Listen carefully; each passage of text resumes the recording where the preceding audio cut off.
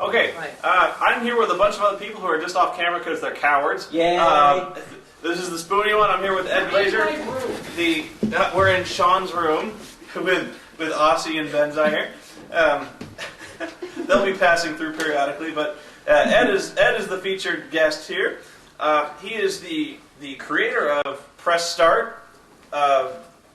More on that in a little bit, and he's also, his latest release is he's re-releasing a popular Turkish movie called Rampage, more popularly known as Turkish Rambo. If you've seen my website, you know I have a deep love for the various Turkish movies I reviewed. What's called Turkish Star Wars, or The Man Who Saved the World. Didn't do a video review of that one, but this one is really quite something, because I actually looked at some clips of the bootleg. Didn't look at the whole thing, but that's why I'm picking up the re-release, and you should too, because this is truly, you have to see it to believe it. Anyway, I thought maybe I would just ask you to maybe go into detail first about Rampage, and then maybe talk about Press Start, because I actually think like this is your own creation. I mean, this is something like really special that you made. But this is something awfully funny too. Sure, yeah. So absolutely. What was the inspiration behind bringing this back? Like resurrecting this one. Yeah, sure. No, the fun thing is that I also have this deep love of all of these sort of foreign remakes of American films that are usually done sort of without permission, of the original copyright owners. And I sort of amassed this collection over the past few years.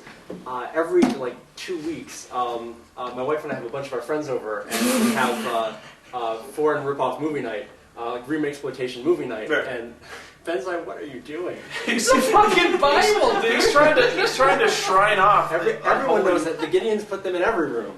Wow.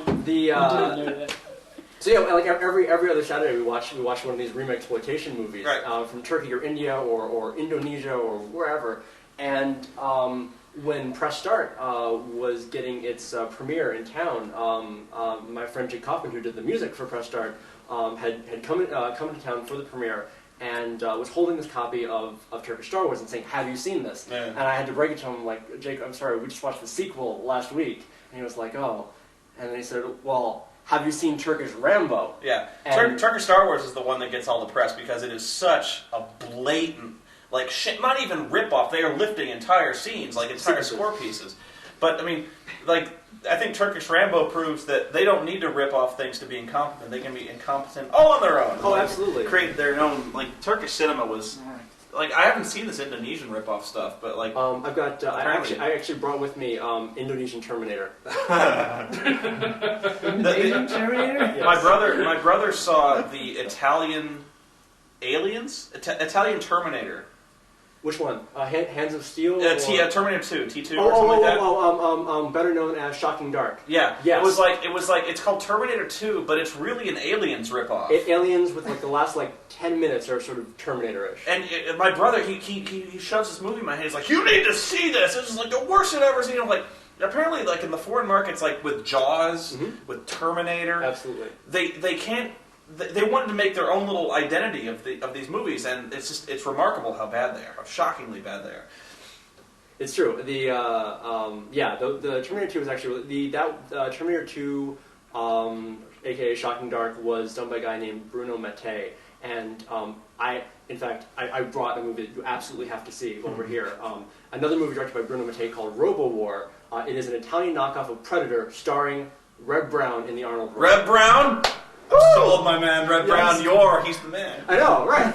So anyway, you have to see this. But so Jake comes in and he says, "Have you seen Turkish Rambo?" And so I say, "No. What is Turkish Rambo?" He says, "Go to YouTube." And so moments later, there we are, we're watching this 6.5 minute sequence of this beefy Turkish guy running around with the cheapest, fakest looking rocket launcher ever. It's like a piece of Schedule 40 pipe, right? Right.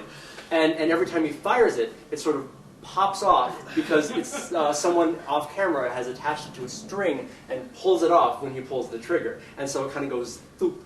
And I was just like, this is amazing. I have to get this movie. We have to watch this movie for movie night. Yeah. And I'm searching, and there are no English. There's no bootleg English subtitled versions. There's no anything. Yeah. There's no official release. The only official release of the movie was on German VHS in 1986, but in the original Turkish language. You cannot find this movie, and so I thought, suddenly this crazy idea occurred to me, and I was like, well, what if I release one myself? Right, and I think that was genius because with the reason I never did a video review or a riff tracks of Turkish Star Wars, would love to do it, but I've never been able to do it because there is never an English audio track. There's never any English cast that went over this. Like almost like every Chinese movie, every Japanese kung fu movie, there's some kind of token English language track, even if it's just like "Kill Sensei, now you die."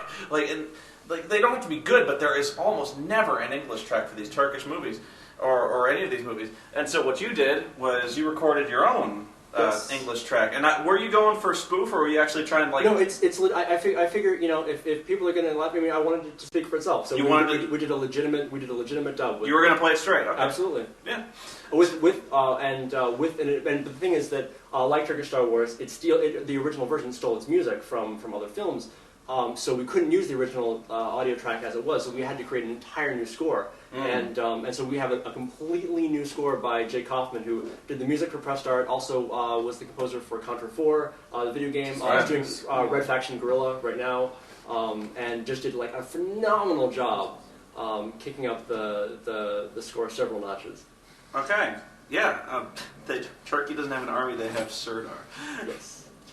Well, I'm going to try to put this on my website. I'm also going to put a link up to Ed's website where you can find this movie. I would definitely check it out. I have not seen this entire movie. Like I said, I've seen like 6 minutes of it here and there. Kind of like how the most famous thing you ever see of Turkish Star Wars is the training sequence. Right. Like that like everyone's kind of seen that, where they're beating up rocks, they're tying rocks to their ankles, they're jumping around. And actually, if I can get a little sidetracked, I'm interested how you secure the rights to that, because I was actually, this is totally unrelated, but I was actually trying to secure rights to something else that was kind of an abandoned property. On my YouTube channel, I used to put up these links to these old Laserdisc games called Mystery Disc, which was like this choose-your-own-adventure type story with this Mystery Disc. And it had a lot of really famous actors, and I can't remember his name, and it's a shame because he was a really good actor. You know the guy who played the principal in The Breakfast Club? Oh, no, I don't. I wish I could remember his name. He's passed away now.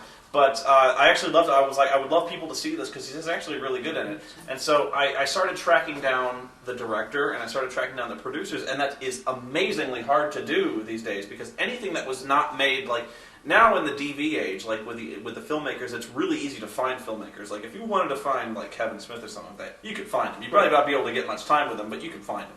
But like these old Laserdisc companies, these old like the guys who made this, I would imagine, were nearly impossible to track down. It was interesting because it's like I'm not a big studio or anything. I'm just me. I'm just a guy. Yeah. And I never done anything like this before. But I was like, well, what the hell?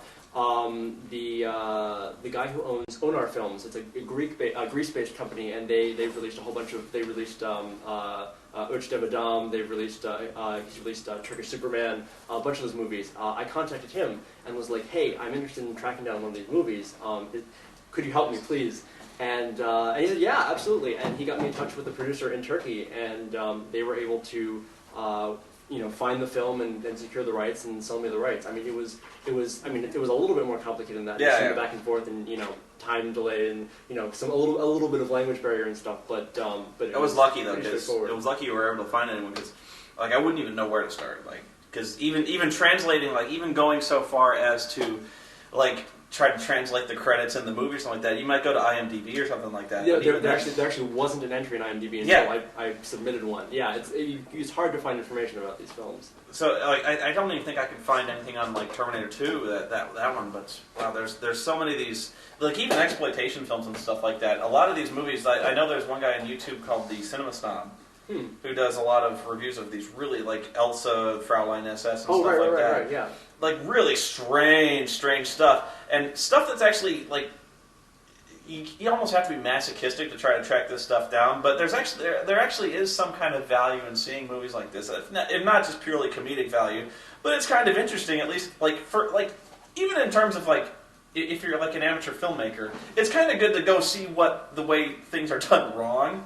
But there is a lot of entertainment value to be had here because there is some kind of tradecraft going on here. I'm gonna go to bat for this film and for a lot of the Turkish films because one of the things that if you've seen any clips from Turkish Star Wars or from any of these films, one of the things that you cannot deny is that they're not lacking in action. No. They may be a little bit lacking in choreography, but I mean, the sort of like crazy action-packed stuff you see in Turkish Star Wars is pretty much what happened throughout the film. And compare that to any low-budget film from other countries, from America especially, that call themselves action films, and usually the best you get is a couple guys sitting in a room talking, maybe waving some guns around in a really badly choreographed fist fight. This stuff is almost non-stop action. They just, even if they can't do it well, they just go for it. I think you captured it, because what I think a lot of problem is with American movies now. Like, there's this one movie called Alien Invasion. Yeah.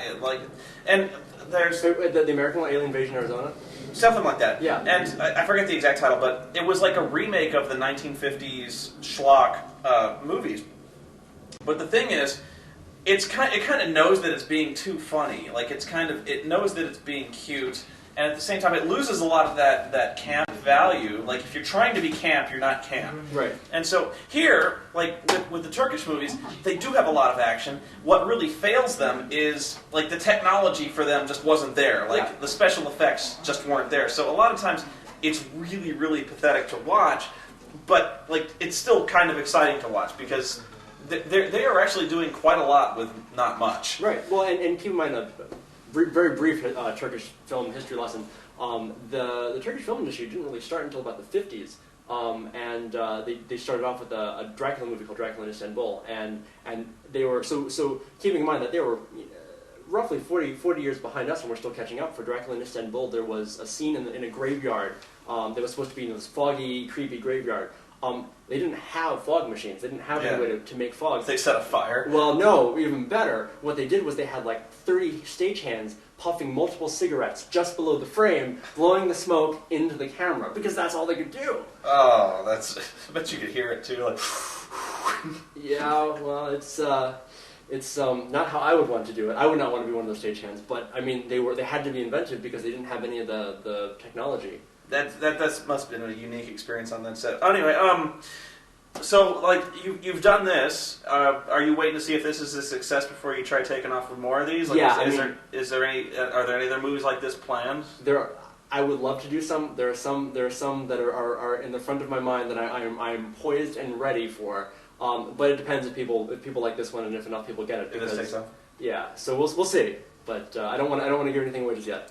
Yeah, it's kind of tricky, especially with the Turkish ones, because it's kind of shameful. But like Turkish Star Wars, there's no way he could do Turkish Star Wars, because it literally like lifts direct cuts from Star Wars, like the Death Star trench race, and like you can't go releasing that. There's no way. So a lot of those movies, I'm not actually sure. Like the Indonesian ones, I'm not sure if they did that, or the Indian movies, like Three Death Adam. Oh, well, Üç Dev Adam is also Turkish. The couple of Indonesian ones that I know that are direct ripoffs have, one of them, Lady Terminator, which is the Terminator one, got a release in America through Mondo Macabro. But a lot of them don't, and especially the Indian ones, they don't see much release in America. Yeah, and the Indian Superman was actually one of the funnier ones I ever saw, that had like whole dance numbers, like that whole "Can you read my mind" thing, but it actually had like a dance number where they were like kind of doing this little foot jive in the sky and stuff like that. That was some funny stuff. I would love to see if that's ever possible to do that one. Are you talking about the one where the girl is dressed as Spider-Man? I don't remember, because like I said, I can only see some clips. So the only clip you ever see is the dancing in the sky. Because I think because if it's the one that I'm thinking of, there's the one where he's Superman and she's dressed as Spider-Man for some reason. Yeah, like Spider-Man makes a lot of cameos in these movies, if you notice. Yeah. Oh yeah. Well, but one of the things is that actually that particular clip isn't from the more well-known Indian Superman movie. It's actually from a movie that has nothing to do with Superman, and that's just a fantasy sequence that I think has been misattributed to Indian Superman. So that if that's the one, then yeah, it's actually nothing to do with Superman except for that one clip, which I haven't seen the whole film myself. But there's a ton of them. I mean, like I know it seems like I'm really bagging on these. I was being like total incompetent. It's kind of hard to relate like the affection you have for these really bad movies. So like you're like, they're terrible, the production values are terrible, the acting oftentimes is terrible, choreography bad. But at the same time, there still is, like, even from the filmmaker's perspective, a love of movies, a love of action, and a desire to entertain that still goes through. And I think that there's a kind of an air of legitimacy in those movies that still comes across that you don't get with a lot of people who are trying to be too cute. Right. Like I hate to bash on Eli Roth, but I like the Cabin Fever type stuff where he's trying to shout out. It just comes across as fake. And in some ways it comes across as faker than this, because at least here they're trying to. They're telling Rambo. Like, they want to tell the Rambo story, and they want to do it their own way. Right. And that's what they're getting across. But anyway, enough about that. I would actually like to talk about Press Start, because I went on about this a little before. He was good enough a long time ago to send me a copy of Press Start, and I watched it, and I don't think I ever got back to him. I felt really bad about it. I reviewed it, and due to technical difficulties, the review got lost, and I got surly, and so I was really bad about it. But Press Start was... a movie you made where you producer, director. Producer, director, editor. You did almost everything, right? Yeah, everything. I didn't write it. My good friend Kevin Follier wrote it, and if I had written it, it wouldn't be funny. But the first thing that struck me about this movie, and you'll have to excuse me if I don't remember everything because it was about a year ago that I saw it. But the first thing I do remember that struck me was the production values were fantastic. Thank you. I was really. No, you're thinking of Star Wars. No. Because whenever I've had a few people offer to send me little movies they made, like YouTube type stuff, where it's kind of like, I made a Star Wars fan film. Would you like to check it out? And it's like two guys walking around the woods, and they have a lightsaber battle, and they're like, I spent 6 months editing this. I put the lightsaber effects and everything. And I was not expecting much, to tell you the truth. But first of all, you had a professionally shot photo, and I was like, wow, that's really cool. I put it in, and it was a fully produced movie. Was it shot on DV or was it shot on DV? Shot on DV, and it looked good. And so, a lot of times when you shoot on DV, it can look bad. There's kind of a DV smoothness that I tried to minimize that and deinterlacing stuff and other things to kind of give it a little bit more of that film look. I mean, I don't strive to necessarily make it look like film, but I try to make it look less like DV, less like tape. And that's actually a big problem when you're shooting now. Digital looks too good. There's kind of you're so accustomed to seeing film that the digital effects anyway. That was the first thing that struck me. The second thing that struck me was I really liked Lord Vile. Count Vile. Count Vile. The bad guy, the guy who was doing that. At first, I thought his performance was kind of understated. He was being very minimalistic. He wasn't really chewing scenery like you would expect Lord Vile to do. But at the same time, I actually really started to like it because he kind of had this.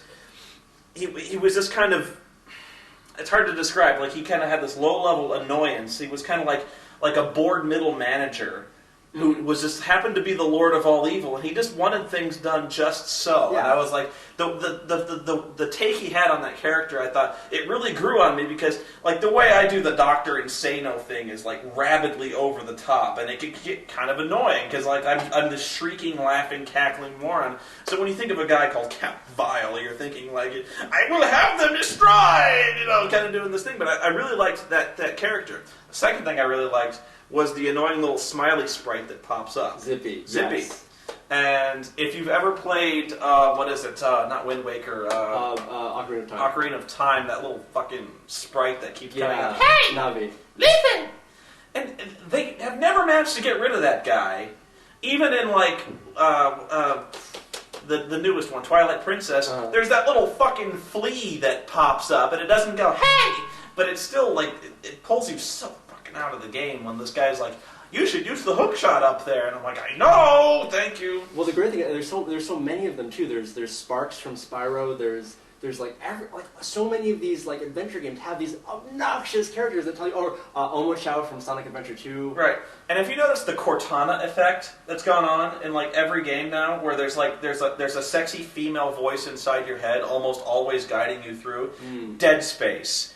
Halo 2, probably in Halo Wars. I haven't played Halo Wars, but the one that got to me the most was Dark Messiah Might and Magic, where there's a female demon that occupies your head, and she sounds exactly like Cortana, except she's also being seductive and stuff like that, and she's riding around your head for no reason except to tell you to do stuff, push over that pillar there, and you're like, all right, thank you. But the real strength of this movie is there's a lot of subtle gags in it. And they're all things and you don't call it out. You could actually do this thing where you had little pop-up clues, just telling you every scene. There's something very subtle in every scene that's a video game trope. And so, like, if you weren't a hardcore fan, I think that's a strength and a weakness. Like, if you're not a hardcore video game fan, you're not going to get half of this stuff. Right. Like, the time when the hero starts out and the old man is like, it's dangerous to go alone, take this. That's Legend of Zelda. But if you didn't know that, like, even my brother, I don't think, would know that. And he's been in gaming almost as long as I have. So it's for the old timers. It's for the guys who grew up with a Nintendo. Like them kids today with their Xboxes and stuff like that. They probably won't get this stuff, and so you're going to spend this whole time explaining it to them. So it kind of falls into this weird gap where it's made for the people who are like nostalgic, made for that kind of people. Maybe you could do something like if you were going to go back to this with like new video game tropes, like the Cortana effect. Like maybe you could do something like that where there's like a sexy female voice, like, get out of my head, woman! Like, what I didn't know about this, and I should have listened to it because I think that might have helped me out understand this movie a little better, was there's 3 commentaries on this. And I haven't listened to them, but I should. I definitely should. There's a lot of extras here. Well, actually, making a featurette, phony dolls ads, shorts, web cartoons. Nice. We tried to make it worthwhile. Oh, that was the other thing I liked. Was like every battle he was leveling up. Oh yeah. That was the fun. Actually, well, I'm glad you remember it that way, because in actuality, after about like the first couple of battles, there was just like scheduling stuff, so I couldn't get Ben, the actor who's playing the Telegram Man, to do that. So after about that, he only gets to about level 4, and then he doesn't level. Well, then we never see him leveling up for the rest of the movie. But I hope that people will just remember it as he kept, How did you get that hair? Was that a wig or did that was a wig? That was absolutely had to be a wig. Which is part of why he has the bandana, so that it hides the hairline. Yeah, okay. Well, I don't want to go on too long. Too late. But anyway, I'm going to put a link to this to Ed's website where you can pick up both Rampage and Press Start. I would highly suggest looking at both of them. I know I was hard on the guy, but that's because I love. It's fine. But actually, I should actually watch Press Start again. I think what we're going to do is we're actually going to have a screening of at least Rampage, and I'll probably try to get them to put Press Start in just so they can see it, because I liked it a lot. And these guys being gamers, if you're a gamer, if you played Nintendo, I think that most of the guys were kind of like Nintendo type stuff. Right? Oh yeah. Yeah. So if you were a Nintendo fan, and as you can tell, sweet. Yeah. I would highly check it out. So anyway, this is Ed Glaser.